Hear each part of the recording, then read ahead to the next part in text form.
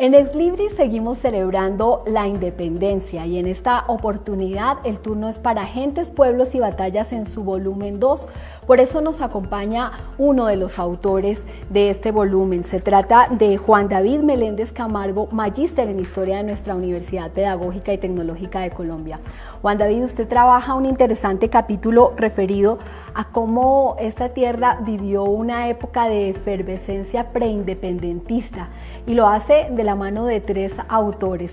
El primero que descolla entonces en esa lista es Juan Francisco Berveo. ¿Por qué es representativo en ese movimiento comunero? Bueno, como sabemos, los comuneros pues fueron unos personajes bastante aguerridos que trajeron como esa primera idea de levantarse contra la autoridad española digamos que fue algo así como reaccionario por la subida de los impuestos, por el tema del estanco, pero Berveo es importante porque nos muestra cómo un personaje popular logró emerger y ser el líder de una agrupación que a la final serviría como el eje primordial de lo que sería la posterior independencia. Entonces es importante destacar a Berveo como un personaje que surge de las entrañas del pueblo y que después incluso llega a ser acusado de traición por los mismos habitantes del Socorro y todo el movimiento comunero, supuestamente al haber vendido o al haber entregado a este grupo, pero pues no fue así. En segunda instancia descolla la figura de Napoleón. ¿Qué tiene que ver Napoleón con todo este ánimo preindependentista? Bueno, recordemos que Napoleón, 1808, toma control sobre la península ibérica. Fernando VII es depuesto. Básicamente pues los españoles hablan de un secuestro, pero pues fue puesto en prisión.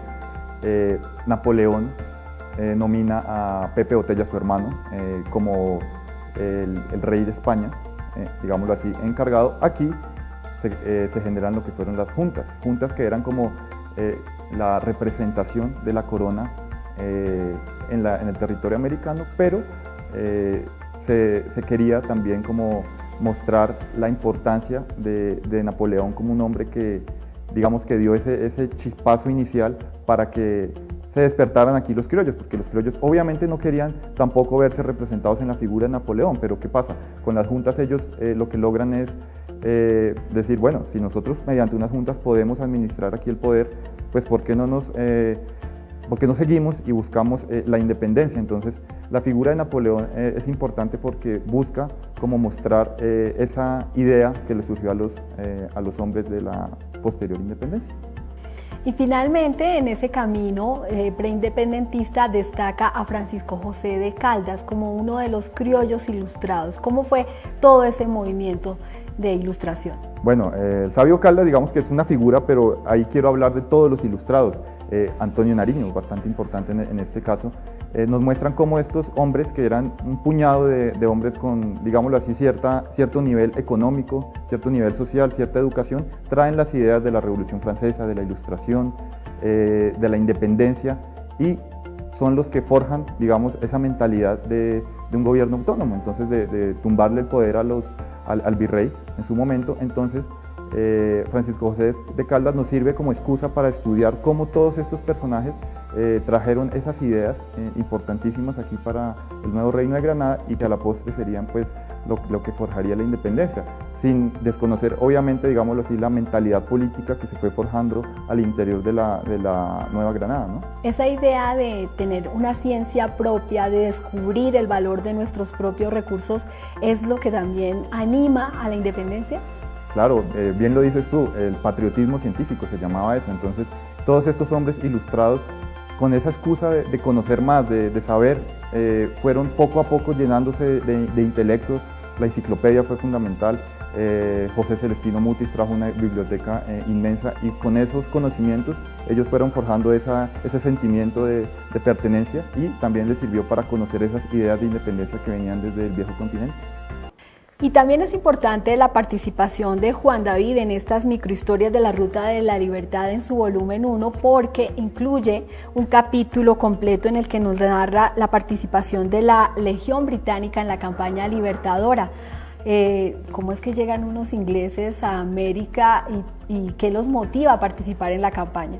Bueno, es importante destacar que pues, es conocida como la Legión Británica, pero en realidad es una legión de extranjeros que vinieron aquí a apoyar la causa independentista de Simón Bolívar, apoyaron militar y estratégicamente al grupo.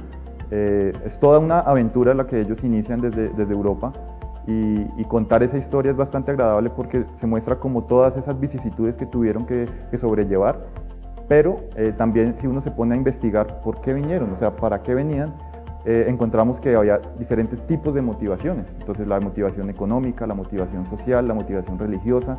Unos simplemente eran aventureros, querían venir a aventurar aquí a este territorio neogranadino.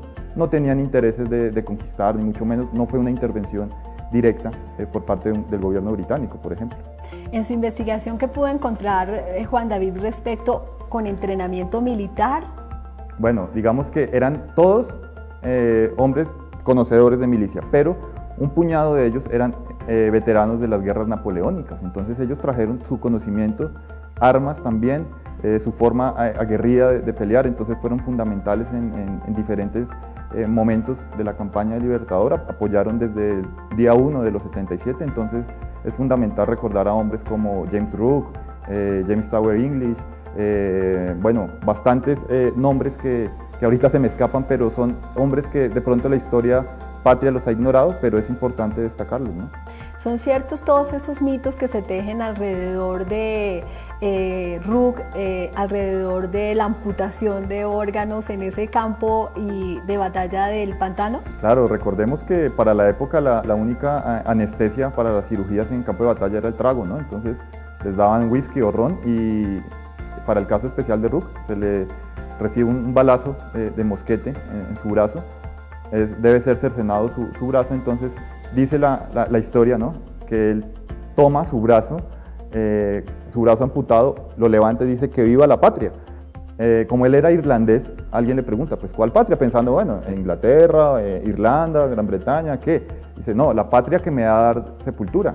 Y muere desafortunadamente 3 días después, estamos hablando de la batalla del Pantano de Vargas, ¿no? Muere 3 días después de la batalla del Pantano de Vargas, entonces es un hombre que entregó su lucha aquí y pues es importante destacarlo, ¿no? Sacarlo, digamos, de esa sombra que está todos estos hombres de la Legión Británica. ¿Principalmente participaron en esa batalla del Pantano o en más? Digamos que acompañaron en toda la campaña libertadora, pero fueron destacados en la batalla del Pantano de Vargas, y digamos que ahí es donde se creó ese mito, ¿no? Entonces es importante destacar su apoyo a lo que fue cuando la batalla se estaba perdiendo, entonces dicen que una lluvia de balas, que los británicos fueron los únicos que lograron subir a tomar un cerro, entonces es importante destacar sobre todo esta. A mí me gusta hablar mucho de esa batalla del Pantano de Vargas, pero lógicamente ellos apoyaron desde el cruce del Páramo de Pisba, perdieron muchos hombres, ¿no? Entonces, además de las pérdidas que sufrieron, de los 6.000 hombres que venían, terminaron 300 en la campaña libertadora, entonces fueron muchas pérdidas las que ellos ofrendaron para nuestra libertad. En el centenario de la independencia todavía se veían esos vestigios en la historia que narra la participación de la Legión Británica. Claro, y no solo en el centenario, bueno, digamos, se reconoció, en Bogotá hay muchos monumentos, muchos lugares donde se honra a este grupo, pero también es importante ver cómo ellos se echaron raíces aquí. En muchos lugares de Colombia en donde encontramos alemanes, encontramos ingleses de tradición que vienen desde esa época. La legión, la llamo yo legión extranjera porque fueron hombres que en realidad venían con un sueño de libertar una nación y digamos lo económico era como en segundo plano, pero terminaron aquí formando patria. Juan David, gracias y esperamos que más gente se acerque a estas microhistorias de la Ruta de la Libertad que ustedes han investigado. Algo sobre las fuentes, porque nos queda como la inquietud, 200 años después, ¿cómo investigan ustedes? No, nosotros hacemos una labor de archivo bastante fuerte, pero también hay, digamos, muchos autores que nos han ayudado a forjar estas investigaciones. Para este caso particular, Matthew Brown es el personaje que ha investigado a fondo este grupo de legionarios, entonces digamos que es el libro recomendado.